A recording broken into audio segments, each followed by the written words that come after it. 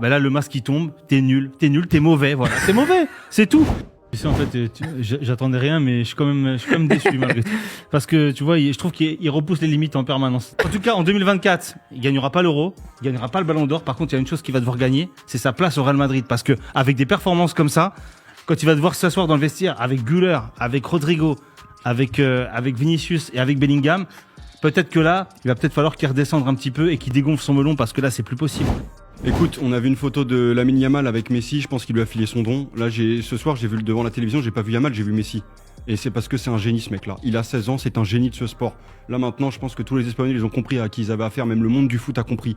Demi-finale d'Euro, il te met ce but-là, mais c'est incroyable. Mais combien de joueurs sont capables de faire ça? Il a 16 ans le mec. Son père, il a 35 ans, son père, il est plus jeune que Jesus Navas. Oh, 16 ans. Il a 2 ans de plus seulement que le fils de Ronaldo et il fait ça le mec. Il doit être en vacances scolaires avec ses parents dans un mobil-home dans le sud de la France, je sais pas, ou dans le sud de l'Espagne. Mais il doit jamais être là le mec. Qu'est-ce qu'il fait là? Et qu'est-ce qu'il fait à mettre des buts comme ça légendaires en demi-finale? D'où venait le danger? d'Ousmane. Le problème, c'est que c'est comme d'habitude. Il n'y a pas de justesse. Il n'y a pas de justesse technique dans ses choix. Il n'y a pas de QI football. Et c'est ça le problème aujourd'hui avec Ousmane Dembélé. C'est un formidable joueur, mais il faudrait pas qu'il tire, en fait. Il faudrait pas qu'il centre non plus. Il faudrait qu'il fasse la passe à quelqu'un qui sache faire les centres à côté. Il va y avoir un éclair de lucidité ou un éclair de génie qui va faire que ça va changer son match. Il vient jamais, comme tout le temps. Et voilà. Et à la fin, tu te retrouves avec un 3,5. Et au final, il pourrait jouer 5 matchs de suite et ça ferait la même chose. Bah ouais, Kanté, l'enchaînement, il a eu du mal à le digérer, je pense. Les matchs se sont enchaînés et là, ça a été beaucoup plus dur quand le niveau s'est élevé. Malheureusement, on n'a pas vu le joueur qu'on avait vu lors du premier match face à l'Autriche, dans les prises de balles vers l'avant, tout ça, les derniers gestes, dans les derniers mètres adverses, c'était plus compliqué. On le sent un peu émoussé, c'est pour ça qu'il a sorti assez tôt dans le match. Et je suis déçu de Kanté parce que malheureusement, je peux pas lui reprocher d'avoir fait des efforts, de courir, etc. Mais c'est juste techniquement tout ça, avec la fatigue, je pense qu'il pouvait plus assumer ce statut à la perfection comme il l'avait fait dans le début.